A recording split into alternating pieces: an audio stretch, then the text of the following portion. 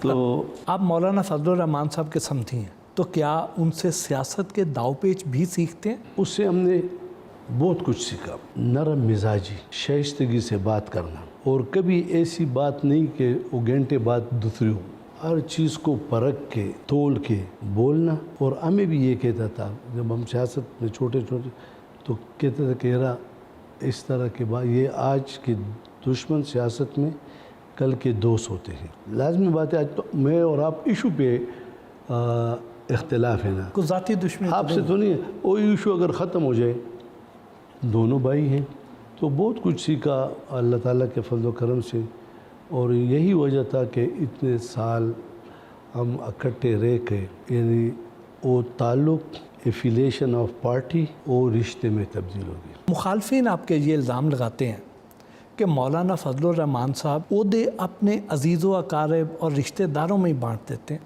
میں نہیں سمجھتا کہ مخالفین کو یہ معلوم نہیں کہ میں ادھر 40 سال سے پارٹی کی سیاست کر رہا ہوں، تو کون کھڑا ہوگا الیکشن میں؟ ادھر تو 15 سیٹیں ہیں نا، ہمارے 19 سیٹیں کے اس پشاور کے خدمت کے لحاظ سے نا۔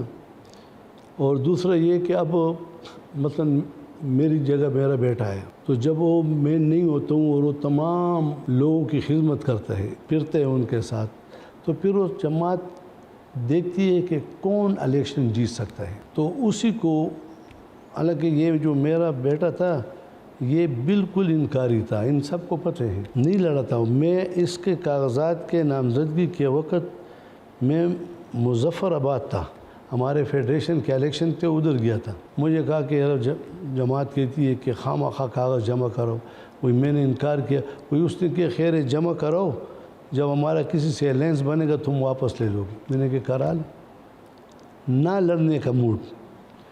اللہ تعالیٰ نے آسمان پہ فیصلہ کیا کہ الیکشن لڑو گے بھی اور جیتو گے بھی۔ اسپیکر صادق ایاز صاحب، شہباز شریف صاحب مولانا صاحب کے گھر میں بیٹھے تھے، جب میں اور میرا بیٹا چلے گیا تو ایاز صادق کہتا ہے کہ یہ وہ ہے جنہوں نے پی ٹی آئی کے کشتی میں پہلا سوراخ کیا ہے۔ وہ بڑا مشہور ہو گیا نا کہ پشاور سے جیت گئے اور یہ ہوا اور یہ ہوا، تو اب پھر بھی ہم نے کہا خدمت جیت گئی، خدمت جس نے کی خدمت جیت گئی، تو انشاءاللہ کوشش ہے۔ آپ کے بارے میں یہ بات کیوں مشہور ہے کہ غلام علی کے ووٹ کم بھی ہوں گے پھر بھی وہ الیکشن نہیں ہارے گا، وہ الیکشن جیت جائے گا؟ اس لیے کہ سارے عوام میرے پاس ہوتے ہیں۔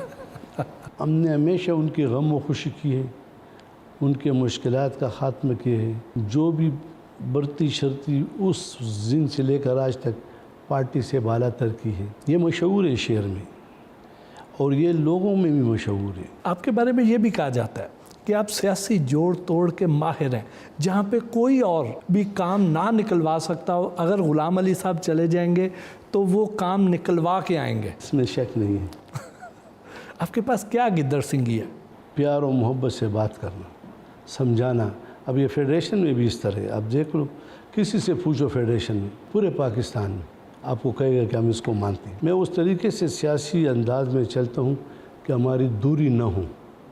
کبھی کبھی جب دوری بھی ہوتی ہے، میں اکثر ان کے گھر جا کے چائے پیتا ہوں، حیران دریان رہ جاتے ہیں۔ میرے پارٹی والے مجھے فون کرتے ہیں، فیڈریشن میں الگ پارٹی ہے، کہہ رہا تم اس کے پاس گئے تھے، میں نے کہا کیا ہوا، عجیب بندے ہو۔ تو اصل میں یہ ہے کہ ہم کوشش کرتے ہیں، اس طرح کوئی نہ کوئی ہونا چاہیے کہ ہر کسی کے ساتھ پھر جا سکے۔ اس طرح ہم نے لوہے کی دیوار نہیں بنانی ہے، میں کاغذ کا دیوار بھی نہیں بناتا ہوں۔ آپ کے جیسے ہر سیاسی جماعت میں آپ کے دوست موجود ہیں، تو کیا پی ٹی آئی میں بھی آپ کے دوست ہیں؟ وہاں کیوں نہیں ہے، کافی دوست ہیں، رسپیکٹ اور عزت بھی کرتی ہیں۔ سابق صدر آصف علی زرداری صاحب بھی آپ کے دوست ہیں، جنہوں نے آپ کو 17 امتیاز بھی دیا۔ آج کل وہ کیا سوچ رہے ہیں؟ لیکن زرداری صاحب بھی ایک ڈکشنری ہے، سیکھ سکتے ہو اس سے، وہ بھی بڑا گہرا نظر رکھتا ہے۔ مولانا فضل الرحمان بھی گہرا نظر رکھتا ہے، اس کا بھی اپنا ایک نظر ہے۔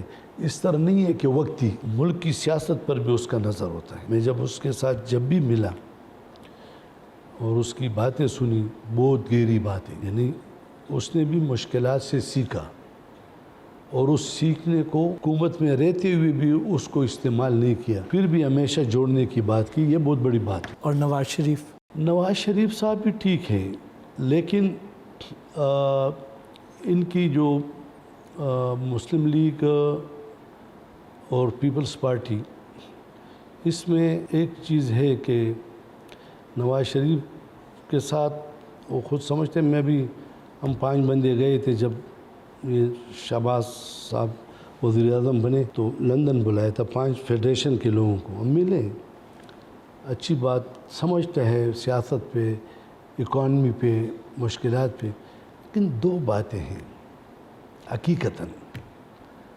پیپلز پارٹی کا ووٹر جو ہے تختے تلیوں کا ووٹر ہے، دکانوں کا ووٹر ہے، تو چونکہ ان سے جو لوگ ووٹ مانگتے ہیں تو پھر ان کا ذہن بھی اسی طرح ہوتا ہے جس طرح میں لوگوں سے ملتا ہوں۔ ان کا جو ووٹر ہے وہ ذرا اپر کلاس ہے، تو لوگوں کا پھر ملنا میں اس طرح آسانی نہیں ہوتا ہے۔ آپ وزیر اعظم بن گئے تو کیا کریں گے عوام کے لیے؟ پوسٹ جتنی اوپر جاتی ہے اتنے لوگ اس میں انوالو ہوتے ہیں، انڈیپینڈنٹ کوئی نہیں ہو سکتا۔ لیکن میں نے پہلے کہا کہ کوئی سسٹم نہیں ہے کہ آپ دنیا کی طرح جائے اور تمہارا کام ہو جائے گا۔ اسی طرح بے روزگاری کا خاتمہ، اور تیسرا یہ کہ ہم کھربوں روپے لگاتے ہیں ایجوکیشن پہ، لیکن پرائیویٹ اسکول جو ہیں وہ ہم سے کم پیسے لگاتے ہیں۔ مثلا لوگ کہتے ہیں نا، میں ڈسٹرکٹ ناظم بھی تھا، میری بیٹی پشاور ماڈل میں پڑھتی تھی، پشاور کا سب سے اچھا اسکول ہے، 1200 روپے فیس تھا، 2005 کی بات کرتا ہوں۔ یہ جو کلاس 4 ہے اس کا بیٹا گورنمنٹ اسکول میں پڑھتا ہے، ہم 1200 دیتے اور اس پر 2200 خرچ آتا ہے، لیکن اس سے بڑا آدمی نہیں بن سکتا ہے۔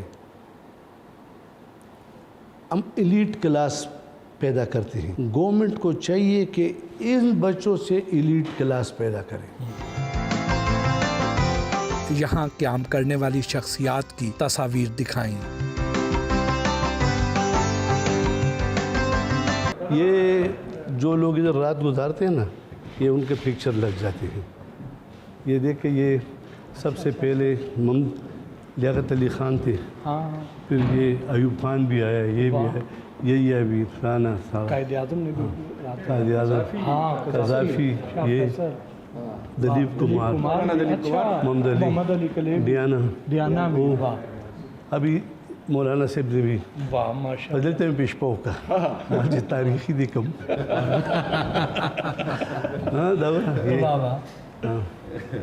دے گریس دس روم۔ واہ،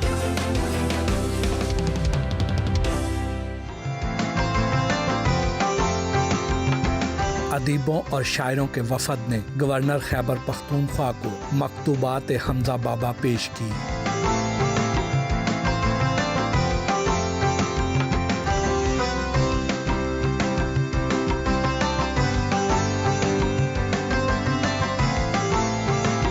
ثوابی سے آئے عمائدین پر مشتمل قومی جرگے سے ملاقات کی، ان کے مسائل سنے اور موقع پر احکامات جاری کیے۔